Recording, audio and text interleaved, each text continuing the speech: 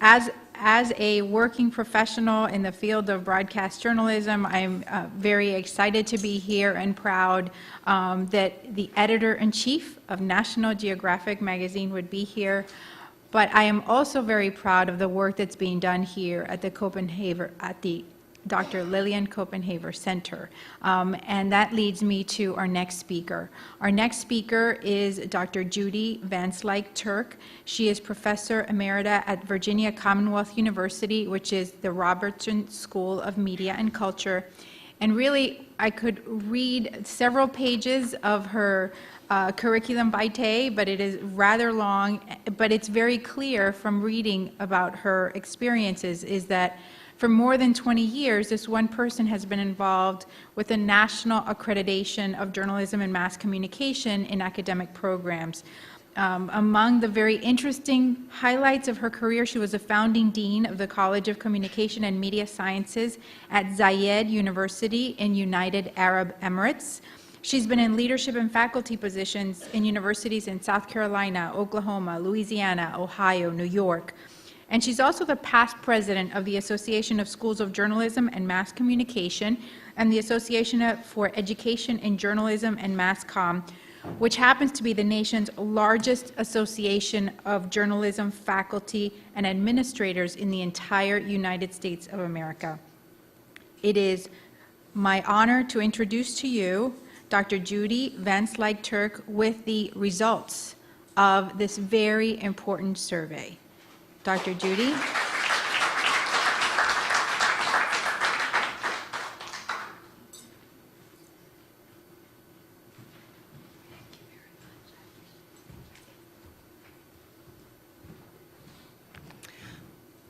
I think everybody has said how delighted they are to be here, but I have a special reason for saying that, in that this is a little bit like a homecoming for me because I was lucky enough to spend last year here as a visiting faculty member in the School of Journalism and Mass Communication. So it's nice to come back and to recognize some faces, people that I knew when I was here, and especially the faculty and staff who have welcomed me so kindly.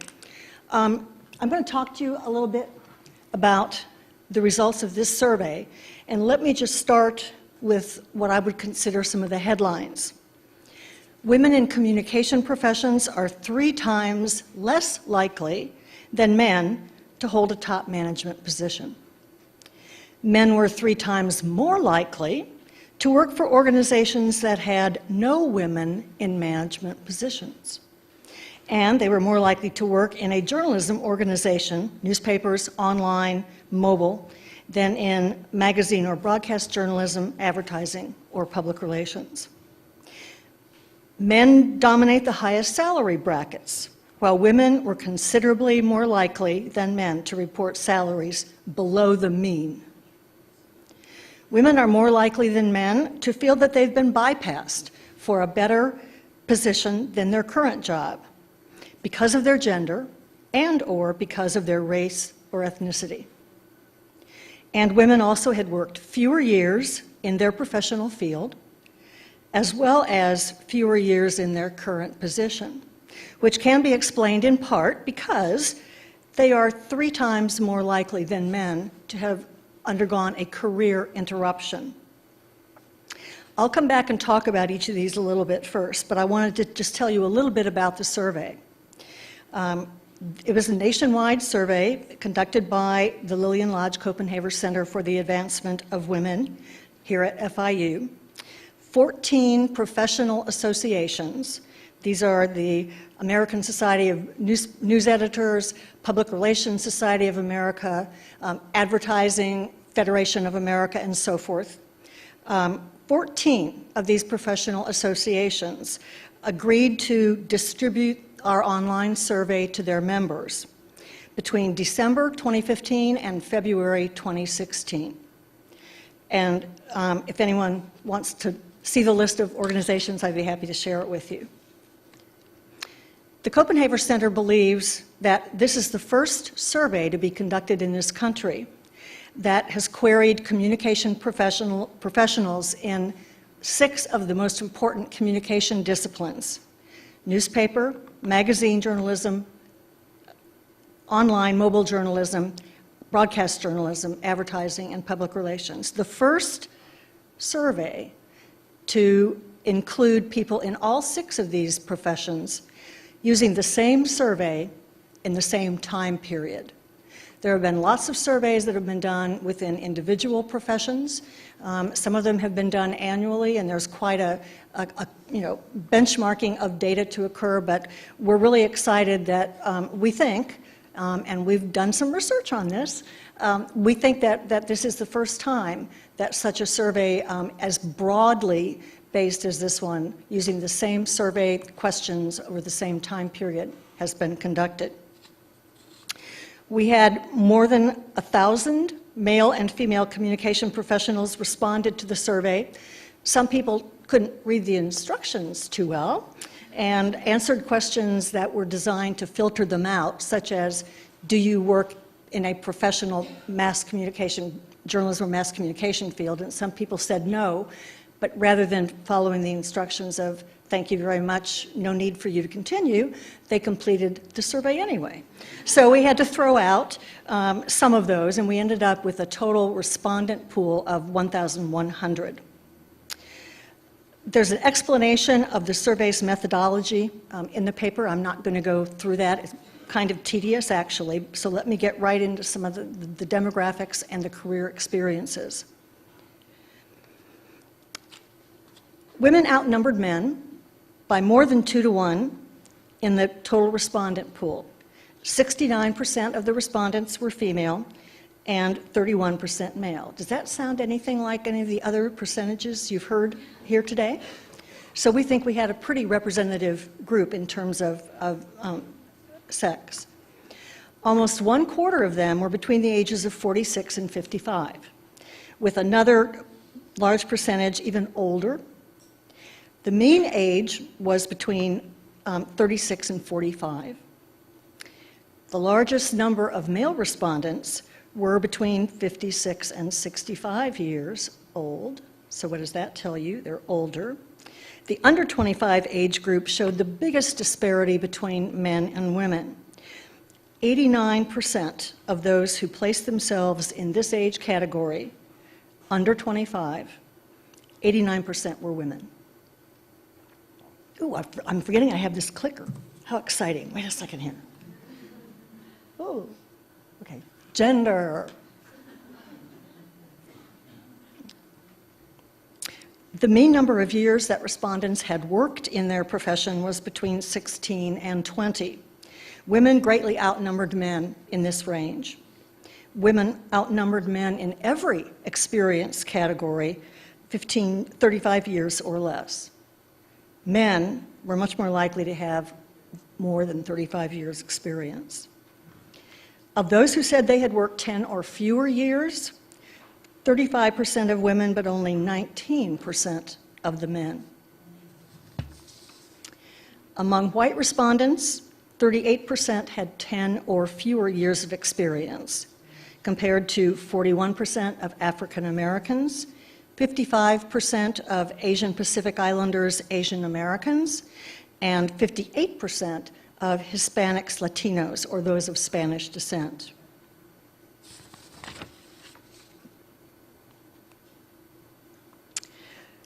More than half of all respondents said that they had worked in their current positions 5 years or less. That says something kind of interesting, but if you think about the age categorization, it does make some sense, it fits. 3/4 of those people who were in that less experienced bracket, 3/4 of them were female. Women outnumbered men in working 25 years or less, anything under 25. Minorities tended to have spent fewer years in their current positions than whites. Not quite half, 44% of all respondents, said they had experienced an interruption in their careers. 73% of those were women. Multiracial and African American professionals were more likely than whites to have experienced a career interruption, as were those in advertising, public relations, and magazine journalism, more likely than professionals in other fields. Layoffs or a reduction in force was mentioned most frequently as the reason that men said their careers had been interrupted. But you can probably guess what I'm about to tell you. 95% of those who said they had taken parental leave were women, and 85% of those who had taken a leave to take care of an ailing or aging family member were women. Of all the respondents who said they worked in top management, holding positions with titles like publisher, general manager, CEO, president, owner, principal, managing partner, CCO, Chief Communication Officer, or Chief Creative Officer, again, depending on the particular professional field. Of all those people who said they worked in a top management position and they self-identified, only 24% of them were women. In contrast, 75% of the middle managers were women, and 77% of female respondents said that they were in junior positions. 4 in 10 of the total respondents said they felt they had been held back from advancing in their careers. Of them, 75% were women.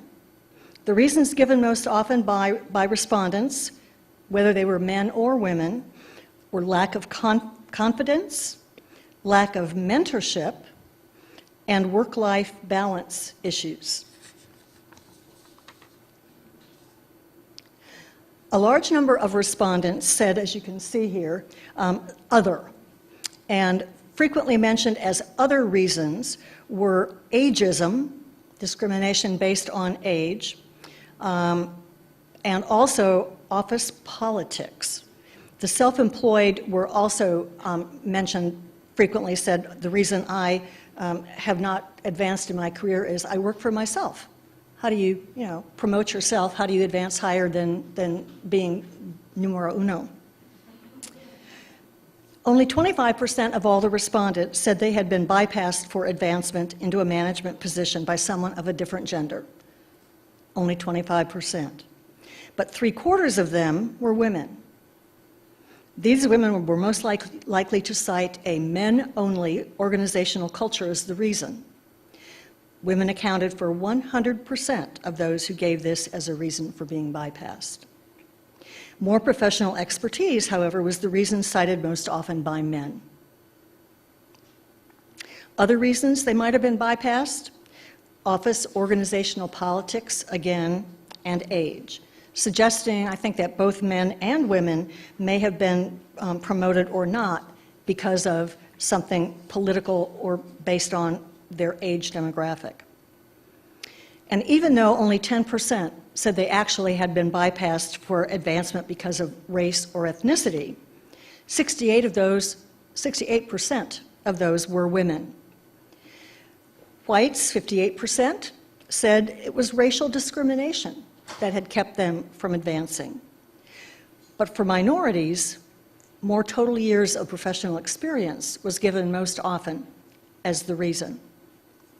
But regardless of the reasons they gave for being bypassed themselves, only 26% of all the respondents, slightly more than 1/4, said that there were barriers to women moving into management positions, leadership management positions.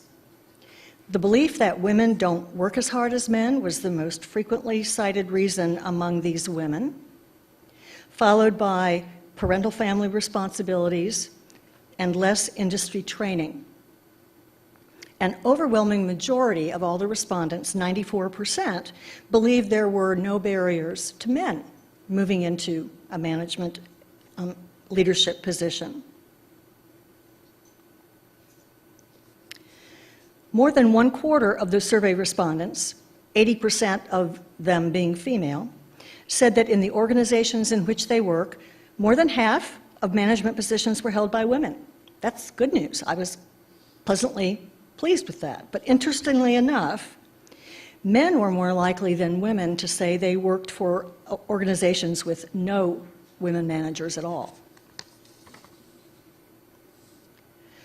Respondents often indicated their employers limited their upward mobility because of the organization's politics and culture. The Copenhagen Center survey indicated that despite culture and politics, almost two-thirds of the respondents said that their employers did provide opportunities for them to better and advance their careers. Of those, women were more likely than men, and those who worked as magazine journalists were least likely to talk about employer-provided opportunities.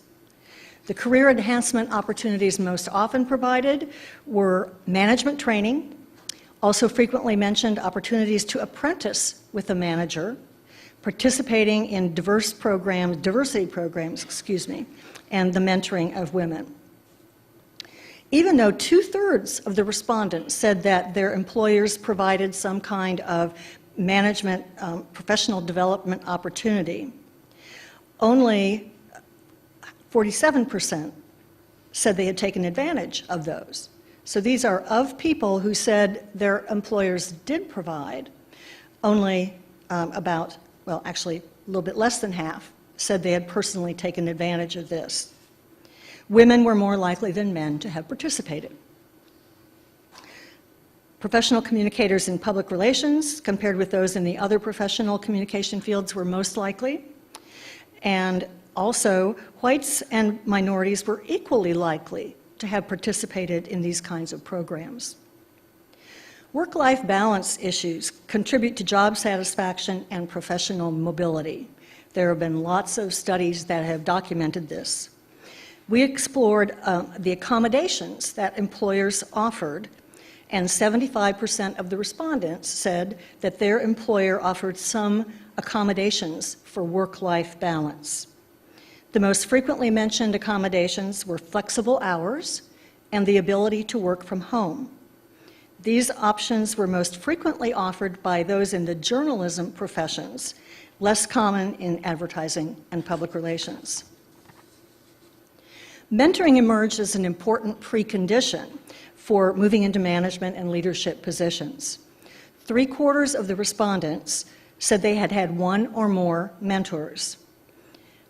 Women were more likely to report having mentors than men, and whites were more likely than minorities. The majority of respondents said they had sought their own mentors. A relatively small number said that their employers had assigned mentors to them, while the remaining had been in a mentoring relationship with a combination of mentors that they had sought and those who had been assigned to them.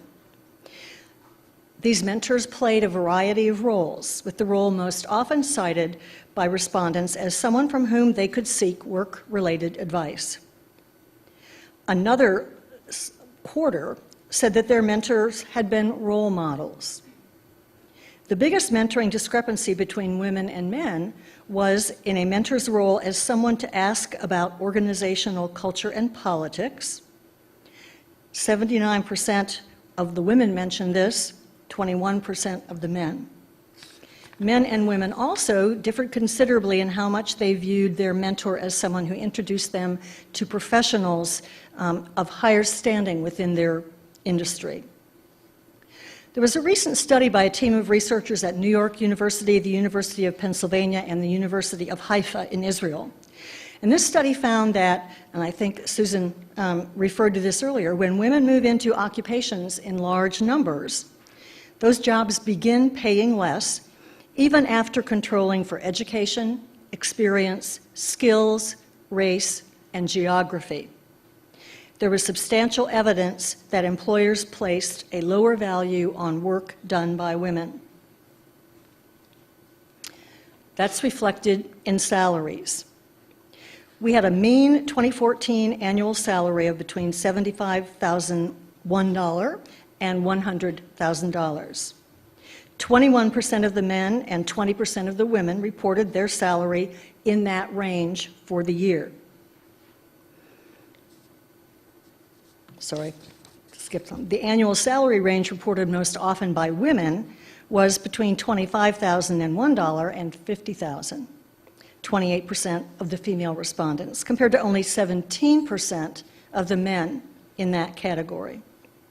Women were considerably more likely than men to earn less than the mean, and men dominated the highest salary brackets. Professional journalists, broadcast magazine, newspaper, and online mobile were more likely than advertising or public relations professionals to place themselves in the $25,001 to $50,000 bracket. The most reported salary bracket for advertising and public relations was higher. That's good news for those of you in those fields, between $50,001 and $75,000. The recent research reported by that team at New York University, University of Pennsylvania, and University of Haifa demonstrated a link between level of education and salary. Women in the Copenhagen Center study had more education than their male counterparts.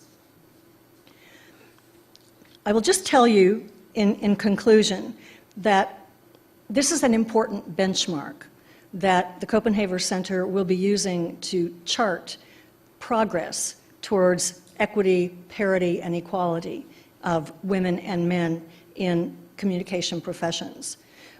You all know that before you can claim progress or no progress, you have to know the point from which you are starting. So we're starting today from this point, and we plan to redo this survey every 2 years, so there will be regular updates. Thank you very much, and I think we have a little time for questions. Okay. Yes, ma'am.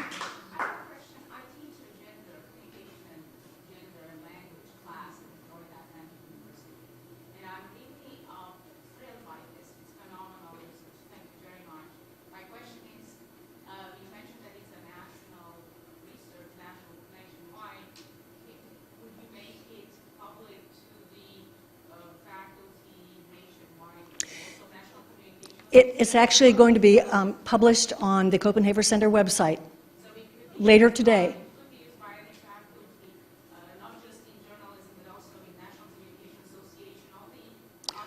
Right. Each of the participating organizations is going to get not only the full study report, but a report on the respondents from their particular association only. That was part of the draw that we used to get them to say yes, because they're all, of course, very interested in their own association. Okay, good, good, good, good. Any other questions? Nope, wait. Yep. What was it? Did we use the mic? No, I think you can tell I can project. Yeah, I'm a professor, I can project. Was it anything, in terms of these questions, your expectations as researchers in relation to the results, were they similar, were they different? Can you talk a little bit about the expectations of the researchers? Yeah. And I think, frankly, I was very disappointed, and I think others were as well, that there had not been more progress. I can remember surveys being done by various professional organizations. American Society of News Editors, they changed their name, does an annual survey, for instance. The broadcasters also do regular surveys, and the needle hasn't moved very much for any of those.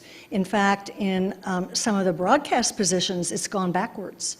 There are fewer women, especially in management level positions. So it was disappointing to find that we have not made more progress. And I think, despite the fact that there have been many plans, grand plans, announced by the advertising agencies or the PR agencies or the newspaper industry or whatever, that we're going to solve this problem, we haven't figured out how yet. And my sexist remark of the day, I think that may be because men are running these organizations.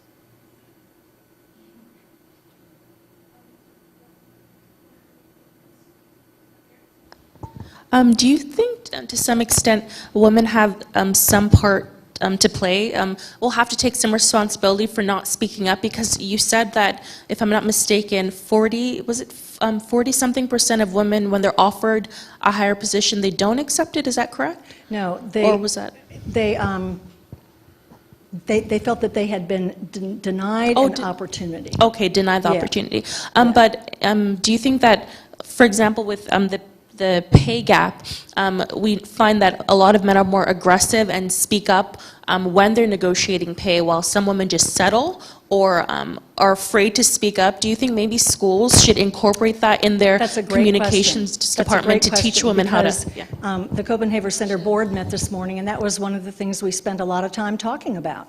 How can our center here become a leader in helping students become more confident as they go into the workforce, do a better job of making it clear what their professional obligations and expectations are going to be, so that you don't just graduate with a degree and maybe an internship or two, but you graduate with much more understanding of how things work out there in the business world, and that you are better prepared to stick up for yourself and to value your worth at what it really is worth. Yes? Did you find out if there was any relationship between the pay gap and the reasons women leave? Because, because more women left to take care of the family or to take care of a member that's ill, but I wonder if that happens because if it's a couple, the man is making more. So I don't know if you guys... We did not ask about that specifically. That would take a level of statistical analysis that, frankly, the numbers we had would be too small to really say with any kind of definitive authority that the people who had to interrupt their careers for a while were the ones making less money. We can't answer that question. But as you learn, this was the first time. And we've learned a lot, I think, about additional questions to ask, additional options to give people, and come a little bit closer to the mark in being able to answer questions like that. Yes?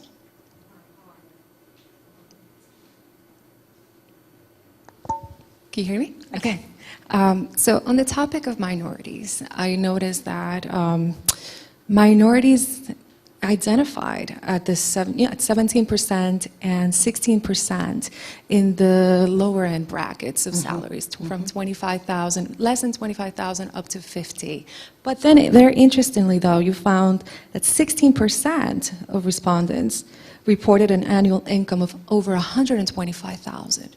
So what, could you expand? Was that surprising to you? Why do you think that is? And if you're doing this 2 years from now, I think the follow-up question would be, where are those folks now? Are they somewhere in the middle, or have they been able to move up the income ladder? Giving them some kind of basis for comparing where they are 2 years later than they were in the beginning. My guess is that there were very few respondents in the higher income brackets to begin with, and my guess is that they were self-employed or owners of their own firms, which would explain why they might be paid in a higher bracket than any of the people who worked for them.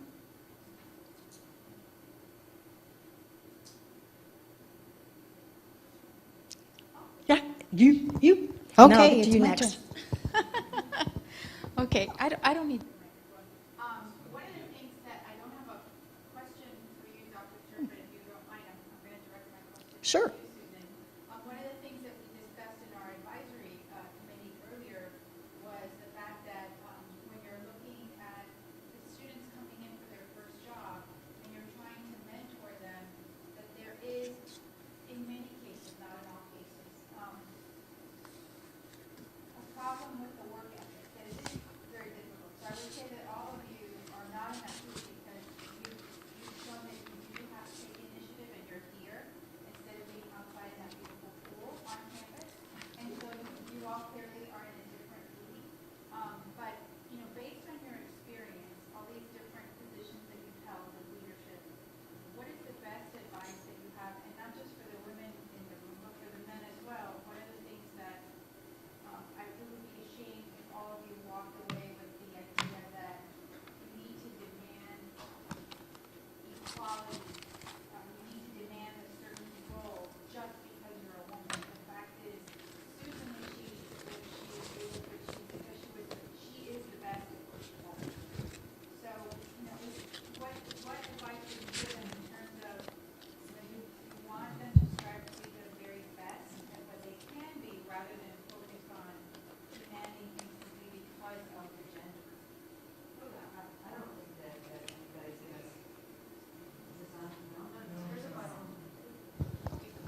I don't think that anybody's going to get very far demanding on getting put into some position because, you know, they're a certain gender or a certain race or a certain anything. I think you demand, you've got something to sell if you've got something to sell. So you've got to prove what you can do. And I don't want to paint with too broad of a brush, but I know people kind of diss millennials for seeming entitled about what they want to do. I think that the way to be successful is, especially for young people, well, this applies to older people too, when there's a need, fill it. If somebody asks for a volunteer, be that volunteer. Be that person who wants to play, who wants to participate, who wants to make a difference, who's the first to raise their hand. I can remember pretty well when I have talked to some young people and I told them that they would be working on weekends. I remember one young woman said, well, I don't work on weekends. I was like, you don't? Really, you don't? So that's not an acceptable answer, right? It's like, thank you for giving me a job is the right answer, all right? Because, I mean, lots of us worked on weekends for one day or another most of our careers, especially in the news business.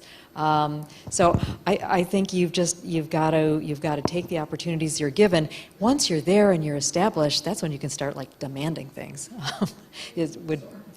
Sort of. But that really would be my advice. But when it comes to pay, I would just add, women are horrible. I have sat on the other side of the desk so many times, and the guys come in and they say, I've had 6 front-page bylines in the last 2 weeks. I work really hard. I'm a striver. I've broken 15 stories.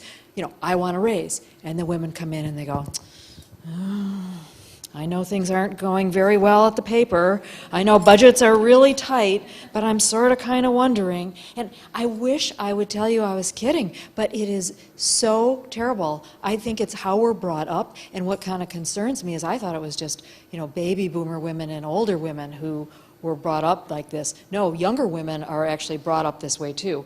And somehow it's instilled into us that it's not polite to ask for a raise, to talk about money, and I have made terrible mistakes in terms of my own salary over the years, accepting too quickly what I was offered, when what I should have said was, that's a very nice offer, but what about 10% more, or what about 15% more than that, and being a little tougher about it. I think women kind of got to buck up when it comes to talking about money. I just want to add one sentence to what was just said, and that is, you don't get what you deserve, you get what you negotiate.